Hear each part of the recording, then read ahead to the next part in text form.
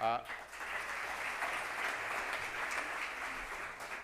the bill sponsors in the House, Representative Busada Cabrera and Senator Catalayud from Miami is here, so thank you both for being. Then you'll hear from Michael DiNapoli, Executive Director of Florida Housing Finance Corp., Detective Frank Jones with Collier County Sheriff's Office, Brigadier General Chip Deal, U.S. Air Force, Chairman of the Florida Defense Support Task Force, Ryan Carter, President of Scotland USA Division, and Mike McGraw, President of the Florida Realtors and a licensed realtor in Central Florida. Most people know that Florida has boomed over the last few years, particularly since I've been governor. If you look at our unemployment rate, it's a full percentage point lower than the nation's rate as a whole. And if you look at all the large states, Florida has had by far the strongest GDP growth over the last 4 years. If you look at the number of people that are employed in Florida today, it is more than the number of people that were employed pre-COVID. And that is not the case with a lot of these other states, particularly the lockdown states. So not only do we have more people employed, we have significantly more people employed, and our labor force is actually growing when that's not true in every part of the country. And so we did 2.3% growth in our labor force over the past year, which is good. Of course, many people in Southwest Florida don't need me to tell you this, but Florida is #1 in net in-migration. I think you see that every day with the people that are coming down. We're the nation's fastest growing state, and that's the first time Florida has been the fastest growing state in America since, I think, 1957. And if you think about it, when you're big, when we have over 22 million, it's hard to be fastest growing once you already are a big size, and yet we are. So I think that's saying something. If you look at a lot of the individual localities, we have 7 of the 10 fastest growing localities according to U.S. News and World Report, including places in Southwest Florida. We are, of course, fiscally in very, very good shape. We're going to be working with the legislature over the next few weeks on the budget, but every time they do budget estimates, they always revise up the amount of surplus that we're bringing in every month, and that's with us cutting taxes. So we ended last year with the largest budget surplus in Florida history. This year, we're going to do over $2 billion in tax relief, which will be by far the largest in Florida history.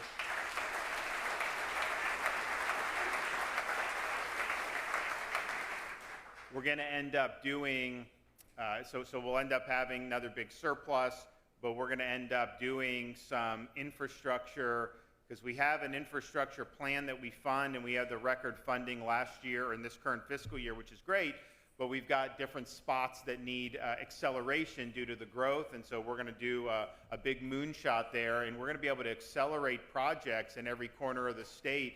We'll end up completing things 10, 12 years ahead of schedule if we're able to do this, and so I think that that's important, and we're going to do that. Florida ranks, I think, #2 in the country for lowest state per capita tax burden, and we're #2 in the country for lowest per capita debt burden. Our debt, our economy in Florida is over $1 trillion. Our debt's about $20 billion. So compare that debt to GDP ratio to the federal government's debt to GDP ratio, and much different story there.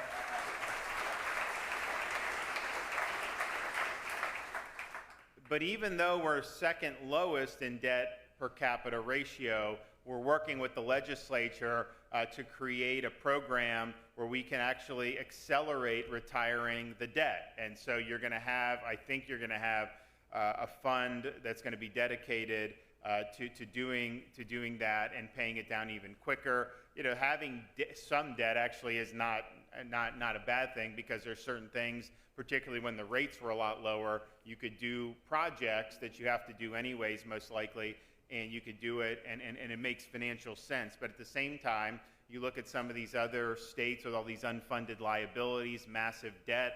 We don't want to be like in Illinois. We don't want to be like some of these places. And even though we have a big surplus, Texas, a lot of these other red states, you know, California, they've got like a $30 billion deficit hole in their budget that they're having to fill. So we don't want to do that. So in terms of the fundamentals, low tax environment, good budget, big surplus, a lot of economic growth. Florida, we've consistently gotten it right. At the same time, we look over the last few years, and the federal government and some of these other federal entities have consistently gotten it wrong. If you look at what they've done with the Congress, they've put trillions and trillions of dollars of fiscal stimulus into the economy that was way beyond what was appropriate, and that has sparked big inflation throughout our country. You also have the Federal Reserve. They put rates to zero. They started printing all this money. I mean, they've printed trillions and trillions of dollars, so they're printing money. That obviously is going to create inflationary pressures. And so people were saying that this was what was going to happen. They didn't want to listen. And so you had inflation start to percolate. And what they said was, well, it's transitory. Don't worry about it. And so inflation started getting worse and worse. They got behind the ball. So then what does the Fed do, Jerome Powell? They start hiking rates very rapidly.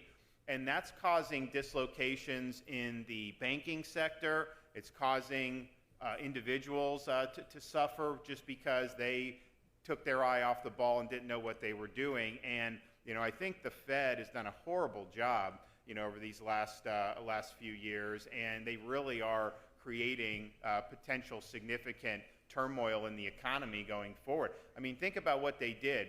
For all of 2022, they were hiking rates, taking money out of the economy because there was too much money that had been printed. And so they're doing that, and that obviously causes problems because they didn't do it, they didn't handle it appropriately. But then what have they done in like the last month? They're bailing out banks like Silicon Valley Bank. And so they took money out of the economy, and they've already printed more money just in the last week or in the last couple weeks.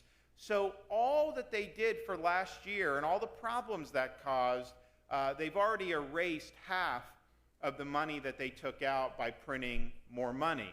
And I can tell you, the Silicon Valley Bank, these were people that were very connected to a lot of the policymakers in Washington. I can tell you, if this was some bank in the Midwest that serviced farmers, they would never have bailed it out.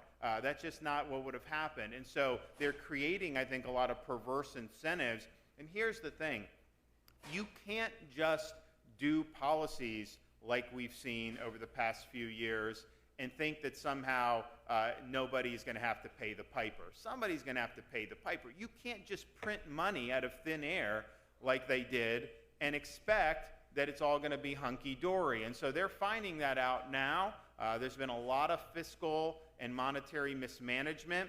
But the reality is that the people who, in these banks that are getting the bailouts, they're basically being protected from some of the policy choices they made, some of the policy choices the Fed are making. The average American, though, is not getting any type of protection on that. I mean, you're now looking at, if you want to purchase a home and look at the interest rates compared to what they were 2 or 3 years ago, you're talking about way, way more expensive to be able to do that. That's a big, big problem.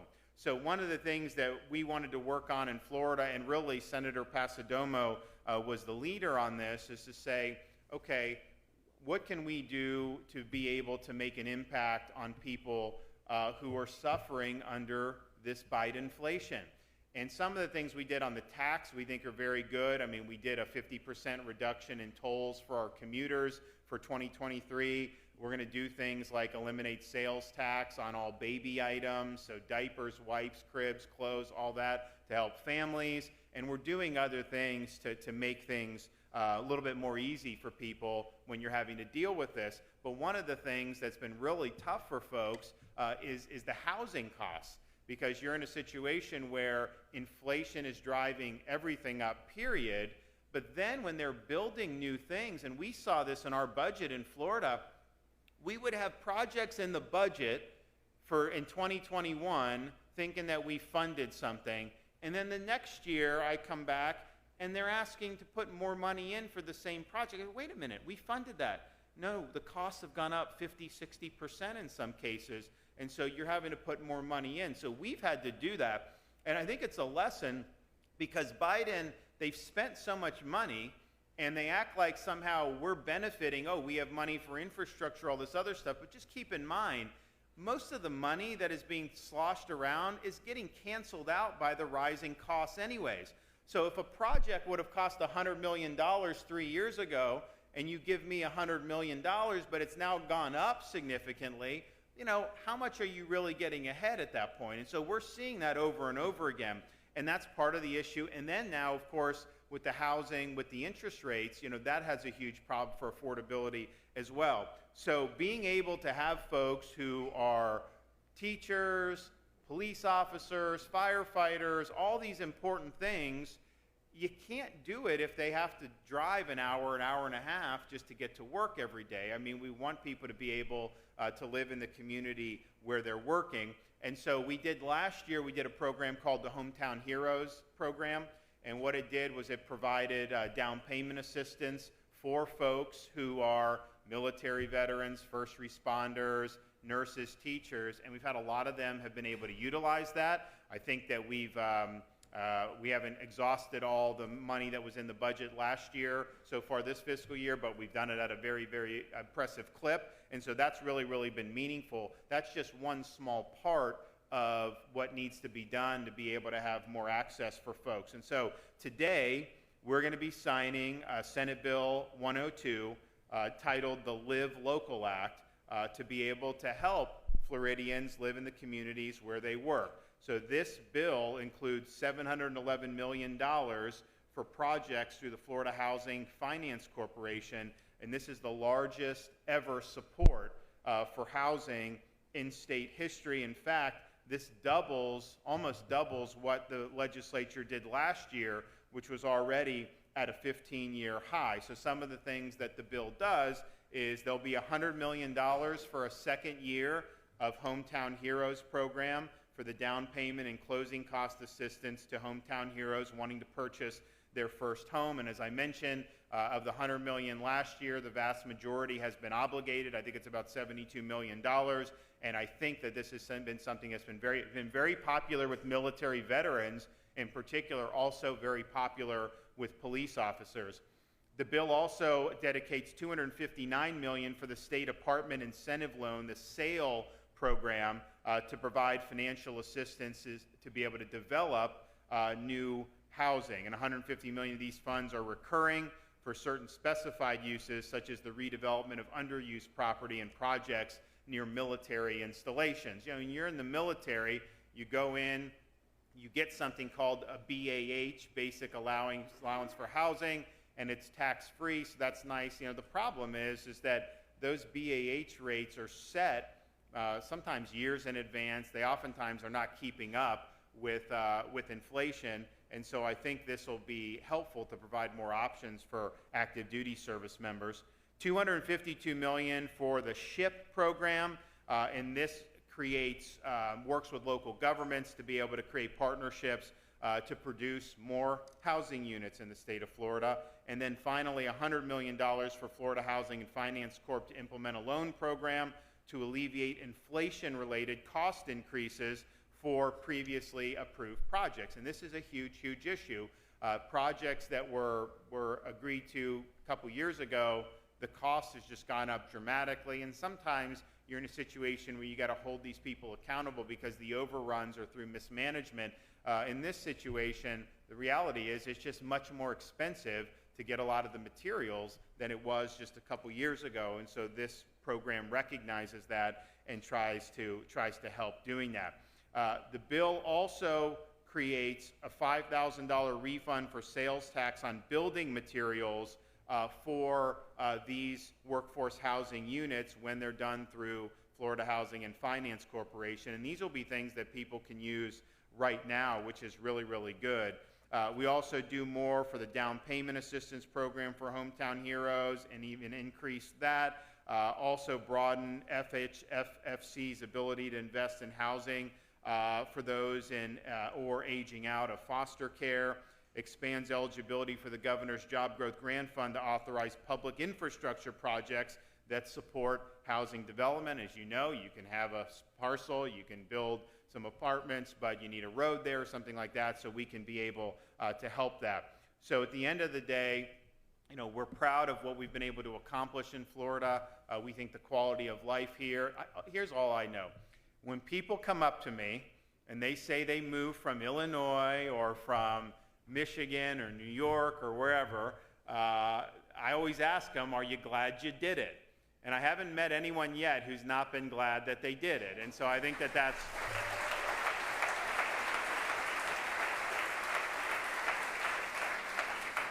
So I think that's a testament that it's a great quality of life here, particularly this time of year in Southwest Florida.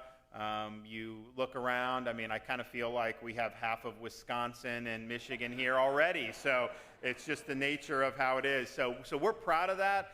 We're proud of the strength of our communities. We saw the response to Hurricane Ian. We saw what our first responders were doing. We saw everyone pull together. And these are folks that are instrumental for the health of our communities. And so we want to be able to have folks who are able to afford to live in those communities. And the good thing about being a well-run state and being a desired location is that people vote with their feet, and you kind of get a vindication on those policies just by watching people's behavior. But as demand is high to move to a place like Florida, it sometimes makes it more challenging for folks to be able to afford. So this, I think, is the biggest effort that's ever been done in the history of Florida to be able to do. And Kathleen will probably talk about a little bit. Some of it is trying to get creative about how you're doing things. For example, like you have different commercial areas. There's nothing saying that you shouldn't be able to maybe have some apartments like on top of some of these businesses. They do that in different parts, and it's something that is an option to be able to do. So trying to utilize some of the commercial space and be able to have maybe a valve to have some housing supply. There's some creative things in the legislation which I think will make a big difference. So we're proud of the free state of Florida. We're thankful that so many people have set their sights on being here and working here and raising families here, retiring here. It runs the gamut, and we're proud of that. We got to make sure that our infrastructure and our housing supply are able to sustain this growth. And here's the thing, I'm not even asking anybody to move. You'll have some governors will beg people to move to their states. I don't do that.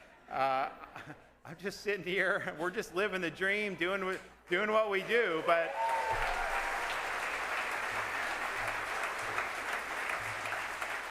so I'm not even asking, but I also just have to recognize that it's a free country. Well, it's a free state here. I don't know about the country so much anymore. We've got some work there, but people are able to vote with their feet, and they're able to do that, and that is something that we need. We've always understood that and gotten ahead. I think it's been very rapid, so that's why we're taking steps, and we look forward to signing this bill. We look forward to some of the infrastructure moonshots that we're going to be able to do, but we have a responsibility to understand that it's a big state, and that it's a great state, but we've got to be mindful of all the challenges. And so I want to thank the legislature. I want to thank Senator Pasadomo. This was her top priority to be able to do, and so now she can work on getting all our stuff across the finish line in the Senate, which she's done a great job of doing so far. So why don't we welcome Senator Pasadomo up to be able to say a few things.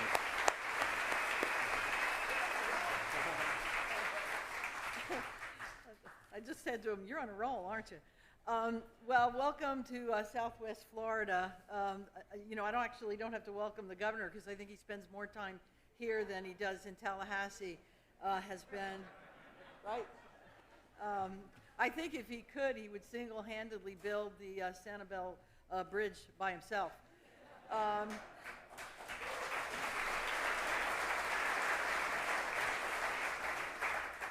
And I want to thank my colleague and partner in the House, Speaker Renner, who has been a joy to work with. And we've got some amazing things that we're doing this session. And our two bill sponsors, Representatives Demi Busada Cabrera and Alexis Claudiute, who worked so hard to get this bill across the finish line, although I was like behind there, do this, tell them what to do all the time. When I moved to Naples 43 years ago, the community was talking about the lack of housing for our workers. It was a problem then, and it's a problem today in not just Southwest Florida, but the entire state of Florida. I've had so many conversations with the governor and the speaker about this bill that when they see me coming, they run. So once it's signed today, we can move on to other things. You know, as the governor said, the free state of Florida has attracted so many new people to move here, and that has just exacerbated the problem. And we don't have one solution to the problem, but the Live Local Act is an amazing, multifaceted, 106-page bill of ideas and suggestions on how we can provide affordable, safe housing for our workers. We have a new program called the Missing Middle. For the first time, we're offering owners of substantially renovated or recently constructed units the chance to qualify for a tax exemption when they turn market rate units into affordable rentals for our low and moderate income Floridians. We're fortunate that right next door is a wonderful project underway that will do just that.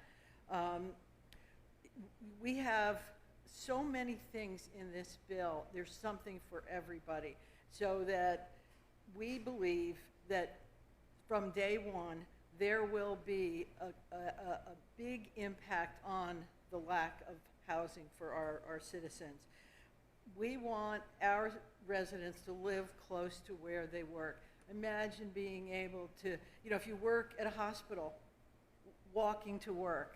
If you work at a bank, walking to work. Those people who have to drive an hour to an hour and a half to work, it's a tragedy. It's so hard on their families. We want everybody to live local, and I just am so thrilled that the governor and the speaker are in sync on this amazing product. Thank you. You guys have a great day. I wish I could stay, but I got to go back.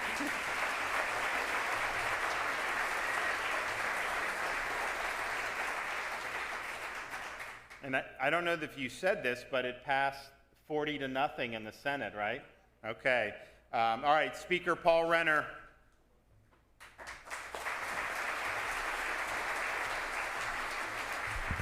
Well, it's great to be with you today, and you know, I really won the lottery to have Kathleen Pasadomo as my counterpart in the Senate, and this is her baby. She's worked so hard on this housing bill, and we would go around the state in our respective travels and say, what are the top 3 things we need to work on? And invariably it was workforce housing. You know, we got to have the ability to have our people not have to drive an hour and a half away.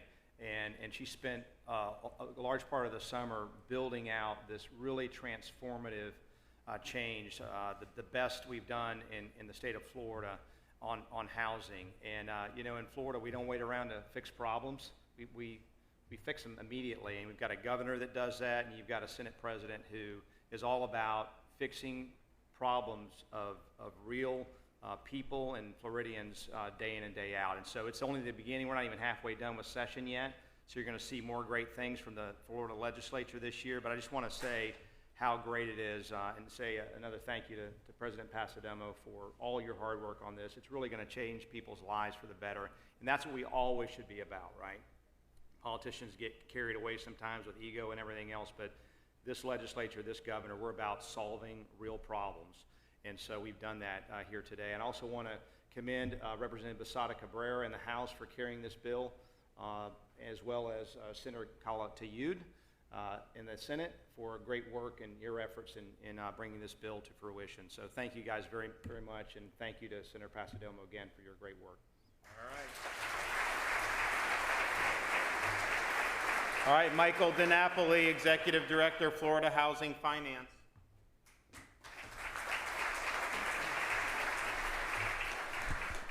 Thank you, Governor. It's wonderful to be here. I just want to say quickly thank you to Governor DeSantis, Senate President Pasadomo, and of course, House Speaker Paul Renner. This is an amazing bill. As we all know, during Governor DeSantis' administration, the state of Florida has become an even greater magnet for people all over the world seeking to live in a place that ensures freedom and opportunity. Once again, Governor DeSantis and the Florida legislature have chosen to lead this passage and enactment of SB 102, the Live Local Act. The legislature aims to provide affordable housing, affordable and attainable housing for all Floridians, and it is an honor, truly an honor, to lead the Florida Housing Finance Corporation alongside the governor and with our partners in the legislature during this historic moment.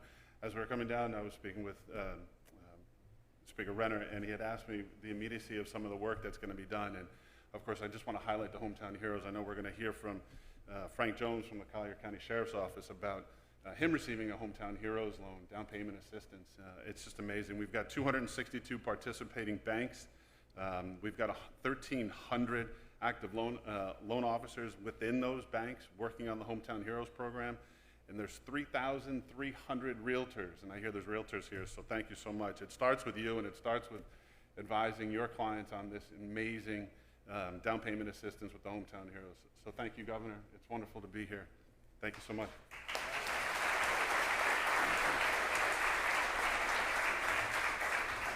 Okay, Detective Frank Jones, Collier County Sheriff's Office.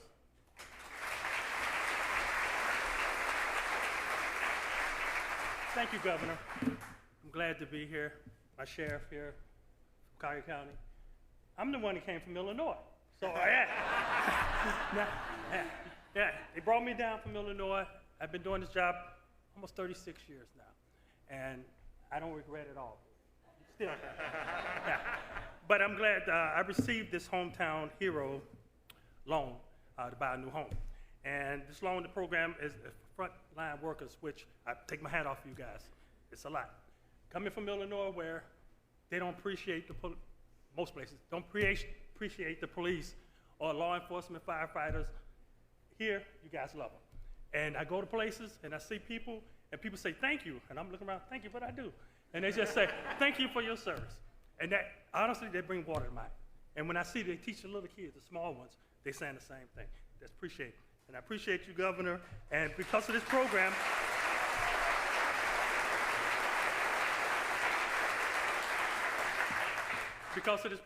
I was able to purchase my home in the community that I serve, which is huge. Because now you see people all the time, not in their bad moments, you see them in their good moments too. So that's a lot. So that's all I want to say. And I want to thank you guys, and thank you, Governor.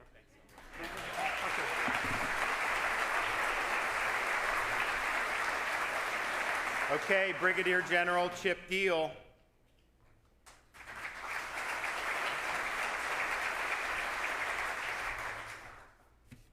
Thank you, Governor.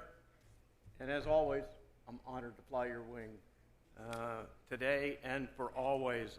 Sir, you and I know, along with 1.5 million veterans that are here in Florida, along with thousands of active duty, I will add the National Guard and the Reserves and our Coast Guard. We know the pride we revere in serving our nation. And in fact, sir, my son comes back tomorrow. He's serving in the Air Force right now, and he comes back to Florida tomorrow.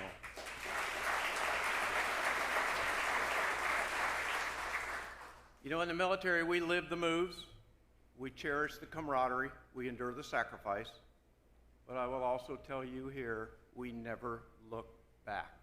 It is truly an honor for us. Now, as the governor has already mentioned, people are moving here from all over the country. Sir, the success that you mentioned on our economic front, the quality of life, our location, but here on behalf of our military, I would also like to add that it's the freedom that we enjoy in Florida due to you, Governor, our champion, that I just wanted to thank you.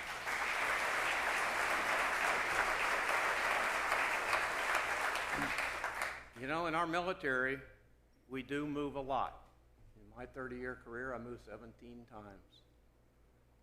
But we serve. And we value, I'm here to tell you what we're talking about today, we value our homes. You know, education, health care, child care, which again, Governor, Madam President, Speaker, this state supports our military. And when you're talking about homes today, education, health care, child care is on the forefront of the legislatures and even the First Lady. But it's our home that I would just like to tell you is the capstone of a military family. While we deploy, it's back home, and knowing that comfort is what's important to us. The challenges today, though, are not only for us to afford a home, a place to call home, but it's also enjoying the right homes, which this bill helps do. We don't just need a home, we need 3 bedrooms, we need 4 bedrooms. I will also add to you, we need the right locations. In many of our installations around, you go up, whether it's the Panhandle or you come to Tampa, there are people living 45 minutes to an hour away because that's the only place they can find that nest egg called a home. And that's stressful. I'm here to tell you it's stressful. But today, again, Florida shines brightly, and here's where I want to bring it to a conclusion. We're doing something about it. We're taking action. And that's where I want to, again, salute the governor, the legislature for doing this. Here's some of the highlights that I bring. You've already heard about them. The SAIL program, which stands for State Apartment Incentive Loans, providing quality housing developers the direct support they need for construction and more multi-family homes closer to our military installations. That's big for us.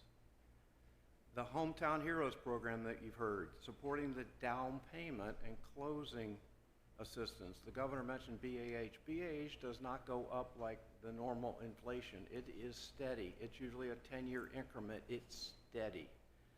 So again, the Hometown Heroes, those down payments, closing assistance, active duty veterans, again, I'm talking 1.5 million veterans, so that they can help in their moves to Florida.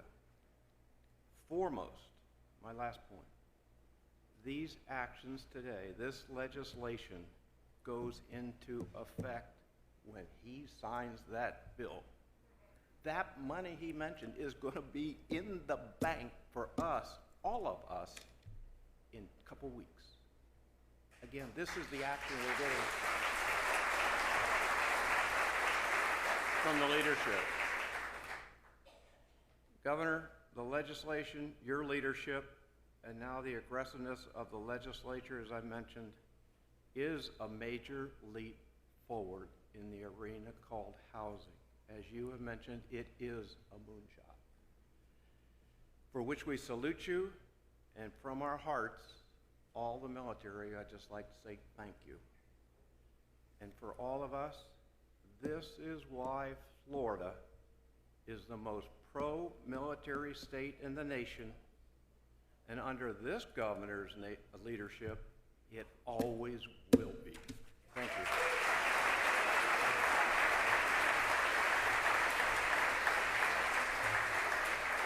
Well, thank you. You know, when you're, and I was a Florida resident, so it wasn't as big a deal, but when you get assigned on active duty to a Florida base, and as the general said, you get sent around the country, usually every 18 to 36 months, you change your station. And the people that end up in one of our bases here, whether it's the Panhandle, Tampa, whatnot, they tend to keep that Florida residency. Even if they get sent to Washington State or Norfolk or wherever, and so they keep the Florida residency, and there's benefits for doing that, of course, and then many of them end up retiring in Florida. And so you look at something like Hometown Heroes, they're able to purchase a house potentially, they can do that as their homestead, and then even if they get sent in different directions throughout the country, they always have that Florida residency that they go back. Most of them vote in Florida and continue to do that. So it's a big deal, and I think it's something that is not lost on military members who, if you go to these other states, if they have been in Florida before, chances are a decent number of them are still Florida residents, and we're proud of that. Okay, Ryan Carter, come on up.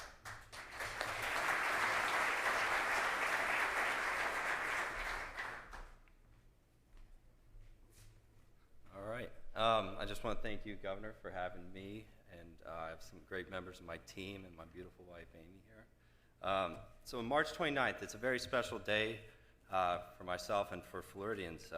First, I want to say my company 13 years ago started on this day here in Southwest Florida.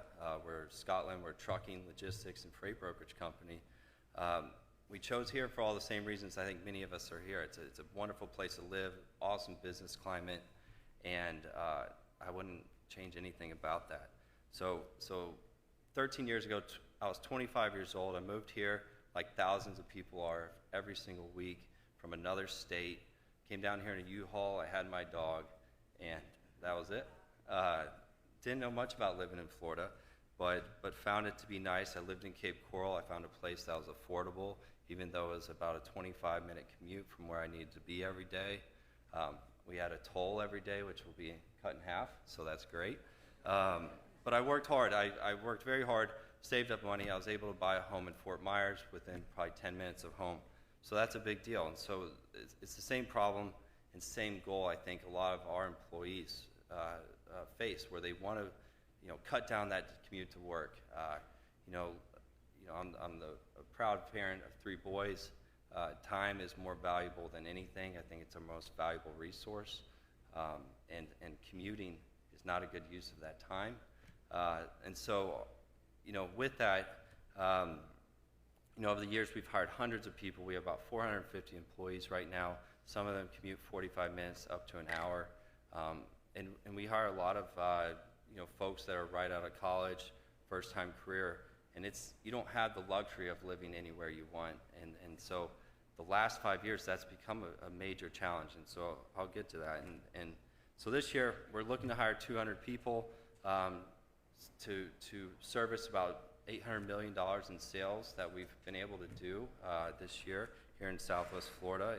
And so the second reason today is special is because of this bill. The last 5 years have been very challenging on the hiring front.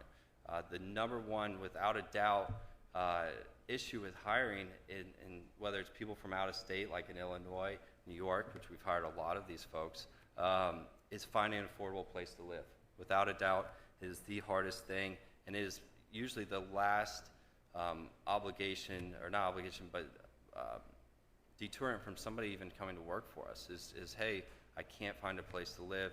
$2,500 a month for an apartment is not going to work for me. So with that being said, I think this day is very special. Senator Pasadomo, back in October, I don't know if you remember, you spoke to a Vistage group I'm in, and your passion for affordable housing was very evident then, and it's incredible to see how quickly we're taking action on that. So, I can't imagine doing business anywhere else. The last 5 years have been challenging. The last 2 or 3 years have been very challenging on the workplace or the workforce housing, and this bill I think is going to have an immediate impact on that. And the folks at Scotland are very thankful for this, and I'm sure many of us new and existing Floridians are as well. So thank you, Governor. Thank you, Speaker Renner. Thank you, President Pasadomo. I look forward to this, and I look forward to working with the state. So thank you. Okay, thanks. All right, and last but certainly not least, we have Mike McGraw, President of the Florida Realtors.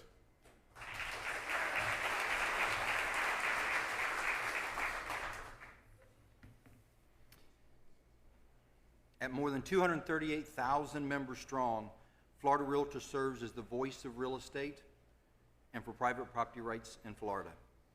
And we believe in home ownership. We're excited to be here today to help celebrate this historic moment for housing, a moment that would not be possible without the leadership of Governor DeSantis and his tireless efforts to make Florida the success that it is. The Live Local Act does so many amazing things. It expands eligibility requirements and invests more than an additional $100 million into Hometown Heroes.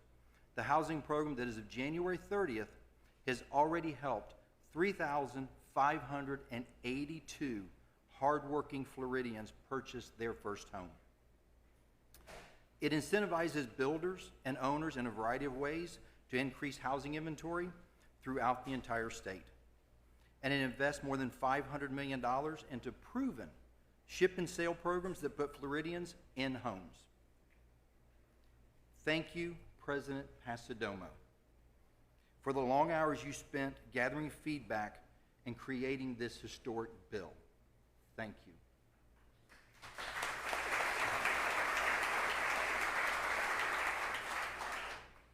Thank you, Speaker Renner, for your support of this bill throughout the entire legislative process. And thank you, Governor DeSantis, for being a champion for housing, a champion for freedom, and since your very first day in office, a champion for the state of Florida. Thank you. Thank you.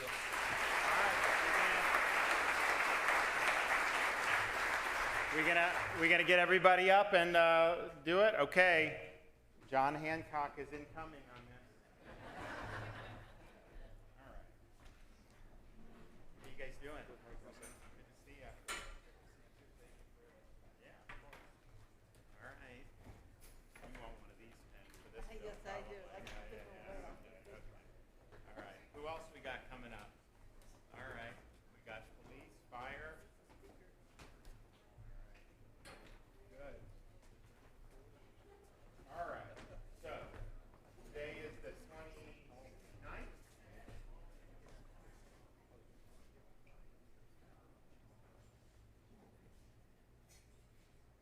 We've done a lot. It's not even April yet on legislative session. It's good. Gotta keep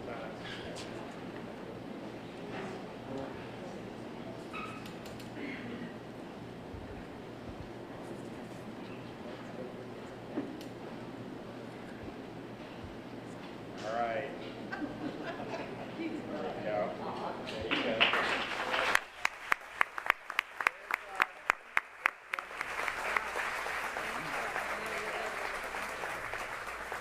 Anybody else?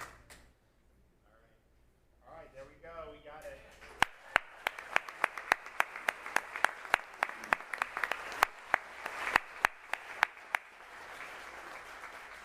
Okay, good stuff. Thanks, guys. Appreciate it. We're going this way.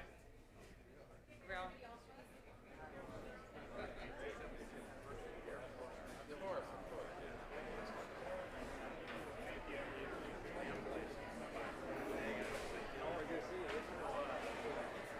Are we going? Do we have any questions?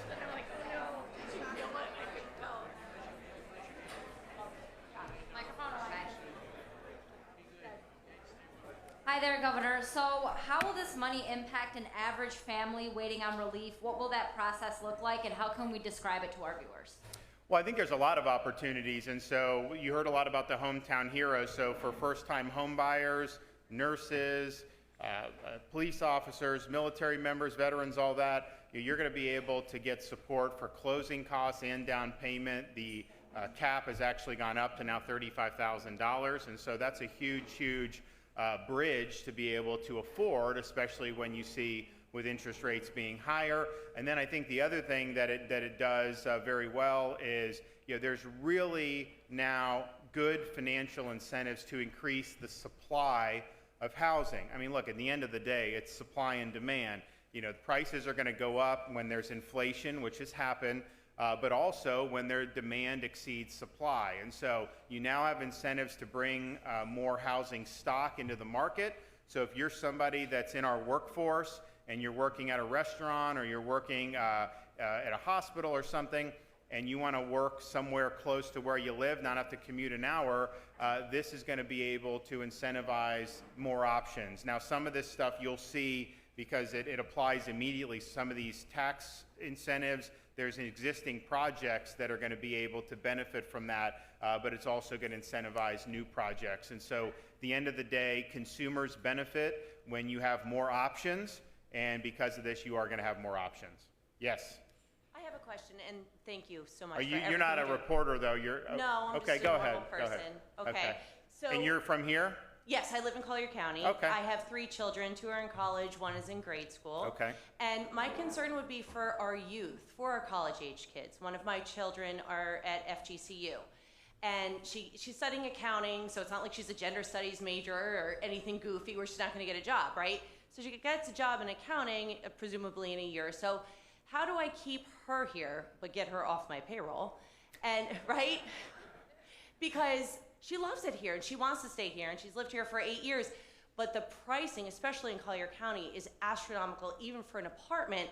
Does this bill address those situations, Yeah. Oh, yeah. it does. Yeah, yeah. Okay, So, they yeah. benefit from it as well. Absolutely. I mean, Okay. you're looking at having more availability of things like apartments. Okay. So people that are just starting out, particularly people in their early to mid-20s, can work a job, and there are opportunities for jobs here, which is the good thing. Yeah. You know, the bad thing is is that going to be affordable? And so you're now in a situation where you have much more incentives to provide for the market to deliver those types of units. You know, some of this stuff, it's if you look at kind of the inflation really hit housing across the country, even in parts of the country that have hemorrhaged residents, like San Francisco and these places. They still saw housing spike because, you know, they messed with the supply chain. There was a whole bunch of other stuff. The inflation and all that was reflected in that. But I think that for Florida, we had to deal with the inflation because of what the Fed was doing, what Congress was doing, and the Biden administration. But then we also just had really, and still have, intense demand. And so our demand, unlike a San Francisco where the demand went down because people are leaving, our demand is higher, people go up. So that just adds to the upward pressure as well. So I'd like to see them get inflation under control. That would help with housing and everything, of course. And it's not just housing costs when you look at cost of living. Think about how much more expensive groceries are today than they were just a few years ago. I mean, it's gone up dramatically. That impacts the ability of folks to be able to make ends meet. But at the end of the day, you need the supply to catch up with the demand. And I think this bill really helps push that forward. And it's important because you shouldn't have to move to another state or something just to be able to have a job and make it all work. We want you to be able to do that here in the state of Florida. And, you know, if you're in one of our state universities in particular, we're proud of the fact that we've not allowed tuition to increase since I've been governor, and even many years before that. So you're going, and as a Florida resident, you're talking about $6,000, $6,500, somewhere in there for tuition at these universities. You cannot find that anywhere else in the country. We have the most affordable public higher education in America by far. And the thing is we're delivering high quality. The University of Florida just recently got ranked, I think last year it hit number 5 in the country for public universities. So you have Berkeley, Michigan, UCLA, Virginia, and then Florida was number 5.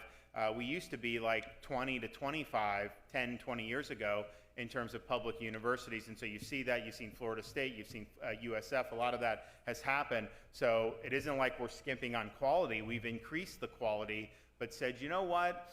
People should not have to have their entire future mortgaged just to be able to get a degree. I mean, that didn't used to be the case many years ago, and it seems like in the last 30 years or so, it's become this cottage industry where these kids are supposed to take out all these loans. They end up $100,000 in debt. And look, if you're going to be an engineer from MIT, you're going to be able to handle that debt. That's not going to be an issue. But if you're doing zombie studies, well, guess what? You're not going to necessarily be in a great spot for that. So what we're doing is saying it needs to be affordable, and combined with Bright Futures, combined in-state tuition, all those things that we have available, you really don't need to go into debt at all. If you're a Florida resident, you can go and maybe you work a part-time job or something, but that's honestly, I did that. That was good. It's good to be able to do that. So we're proud of that, and we think that that's got to be affordable. That helps our young people be able to start fresh and not have to worry about the crushing burden of these student loans. And I just think that these loans, what a lot of these universities have done, they haven't increased the quality of the education with all the loan money. They raise tuition, they get more money because they know the students will just have to take out more loans, and then they increase the administrative bloat of the universities. So you look in the last 30 years, the administration and these positions have increased dramatically. And what have they done to contribute to the quality of the education? Very little. And in fact, in many cases, they've made it worse. That's why we're doing things in Florida with the help of the legislature, like eliminating this DEI. We're just going to take it out because it's ideology. It's not treating people equally. It's imposing ideology, and we don't want to do that. Okay? All right, thanks everybody. God bless. We'll see you soon.